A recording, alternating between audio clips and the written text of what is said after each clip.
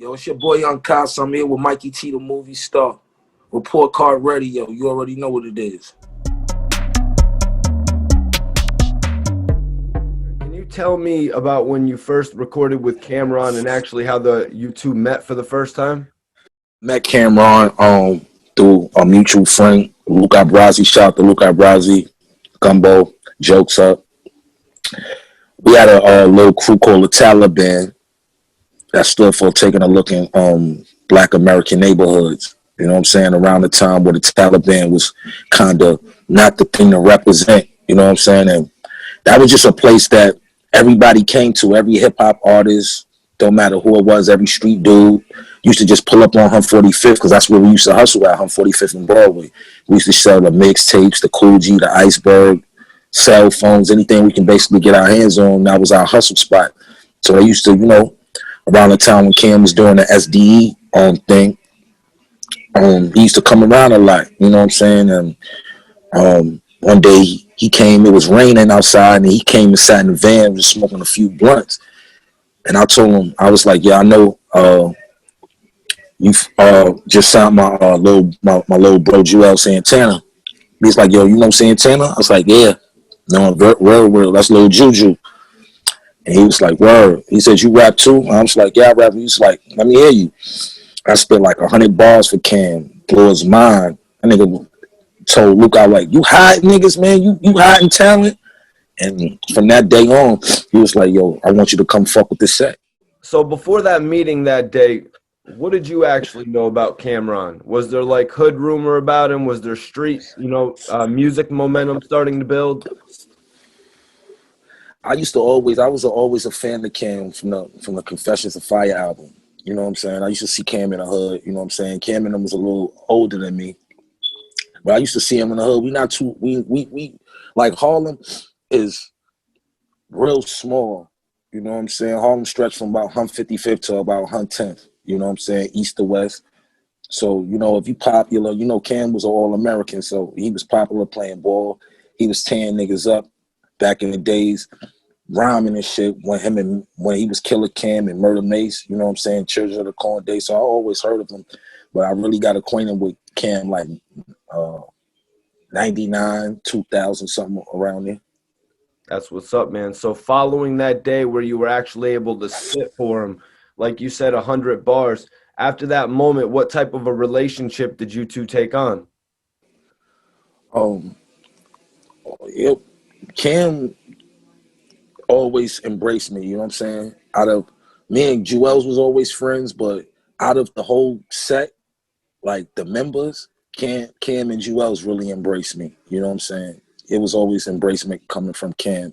He always tried to put me in a position to display my talent. Cam, he paid me to write for a few of his artists too, you know what I'm saying? So I always, salute Cam for what he did for me, you know what I'm saying? He put me on a platinum album, you know what I'm saying? He put me on a gold album. I can't complain about nothing, you know what I'm saying? I appreciate everything Cam did for me. I appreciate everything that Diplomats did for me, you know what I'm saying? Including everyone, you know what I'm saying? So Kasa, can you tell me about heading out to Chicago and beginning to work with Lupe Fiasco?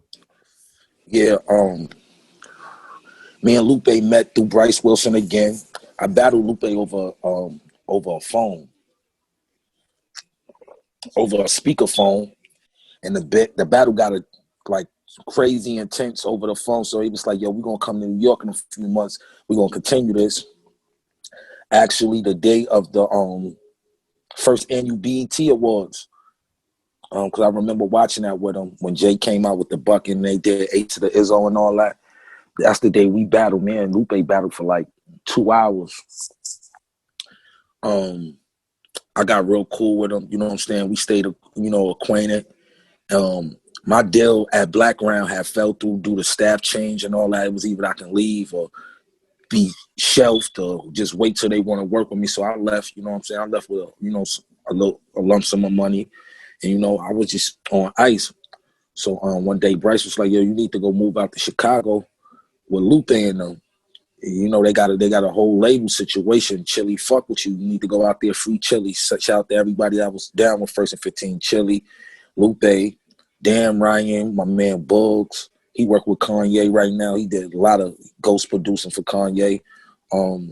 Prolific, Gemini, my boy Sport, whole team out there. So around the time when I did move out there, I had just caught a gun charge. You know what I'm saying? I used to walk around with my pistol like it was a phone.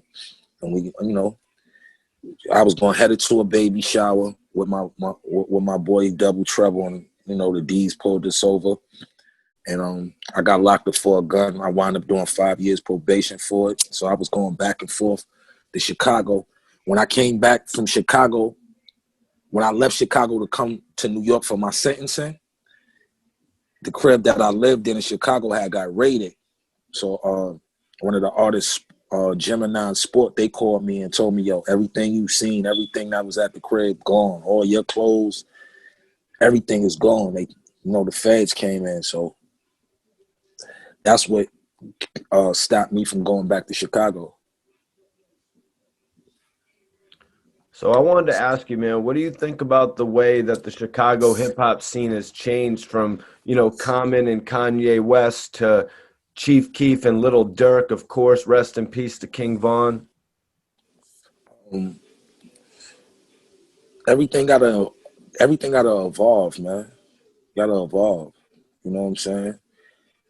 The music is like that because that's the upbringing they're around. They're around a bunch of violence. That's what they're gonna talk about. It's just like with anybody, Mikey T. If you're around a bunch of lacrosse players all day and you rap, you're gonna have some songs about lacrosse. If you're around drug dealers and gangbangers, your music is gonna be about that. If you're in the church, your music is gonna be about that. People don't understand your music is gonna reflect your environment. So whatever your environment is, that's mainly with the music. It's a lot of drilling going on. You know what that is in Chicago. So they making the theme music for that. Is it negative? I can't say it's negative. Is it positive? I can't say it's positive. It's just good music. You know what I'm saying? I wish they would, I don't want nobody to be censored or nothing, and people, speak their reality. You know what I'm saying? But there's a lot of dope artists. I respect the drill scene. I got a lot of ties out in Chicago. I love Chicago. Chicago's like a second home to me. And just for the record, I have never played lacrosse, for everybody watching. But yeah, man, that's definitely good perspective, man. It's just crazy to see what happened to King Von. Obviously, the whole internet was taken back by that. That shit fucked me up. I'm sure you might touch on it on your series on your YouTube channel in the future. Yeah, I'm definitely. It's gonna be a violence and hip hop episode coming up real soon. That's gonna be the next episode and shit. I'm gonna get real deep and try to drop some gems on the younger guys out there that look up to guys like me and other rappers and stuff like that. Try to put their mind in a different perspective, give them a different perspective so they can kind of understand where they from and where they headed. You know what I'm saying? Just try to give them a different perspective. That's what UnKasa True Hip Hop Stories is about. It's just telling, the good, the bad, and the ugly of the music business. You know what I'm saying? Because a lot of people think this shit is peaches and cream, and it's far from that. Well, I'm going to attach a link to UnKasa's YouTube channel. It's definitely going out there crazy right now. UnKasa True Hip Hop Stories is definitely going off, man. I got to applaud you on that. So everyone watching, look in the description, and y'all can tap in with UnKasa's channel.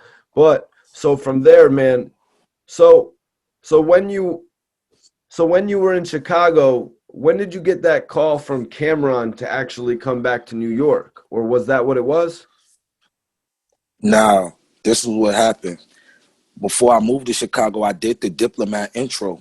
I was in the studio session. They was recording the Diplomat album. I remember I was in a booth and, Dame walked in and, a couple of the pop and hip hop artists. So I was kind of nervous, you know what I'm saying? So I was fucking up my line. So Cam was like, yo, get the fuck out the booth and get your shit together. So me thinking he was flipping out when he wasn't really flipping. He just wanted me to go, smoke, gather my thoughts, go get back in the booth, do my shit. I left. The next day I was on 145th. Cam pulled this truck up mad fast. Damn near hit me. Hopped out on me like, yo, get the fuck in the truck. Don't ever leave one of my sessions again. Fuck is wrong with you? I'm trying to get you popping, nigga. The fuck nigga, you can't take a little pressure? Hopped in the truck. It was just me, him, and Guru. He took me down to the studio, Baseline. I think it was either Baseline or Sony, one of the big studios at this time. And the way the intro and everything, that's exactly how this shit happened. Cam was like, yo, it better be fire. You know what I'm saying? And Cam was basically coaching me. He was like, yo, I want you to spit it like this. I want you gonna be, you know, I didn't even know Cam was gonna put the intro on it. I didn't know what it was gonna be. You know what I'm saying? I didn't think I was gonna make the cut because, you know, a lot of people that was around the set that rhyme didn't make the cut. You know, JR Ryder, he didn't make the cut of the first album and stuff like that. And that was kind of like it started like a little animosity between me and him, you know what I'm saying? But that's my brother, you know what I'm saying? And me and him just recently had a talk around, like, just before the quarantine. We had a long talk, and we was just kidding. He told me how much he looked up to me back then and how much I motivated him. He like, yo, if you never knew, you motivated me to, you know, do what I was doing. I was like, yo, I appreciate that. And I did that, like I said, I did that before I left. I'm in Chicago in the basement. I go get some Swisher Sweets and a Double XL magazine with Dr. Dre, Eminem, and 50 Cent on the cover. And they just had a discography of all the albums that was coming out, who was on them, who produced it and all that. And that's how I found out I was on a Diplomat intro. It said Diplomat intro done by UnKasa. And that shit blew. Like, I almost jumped through the fucking roof.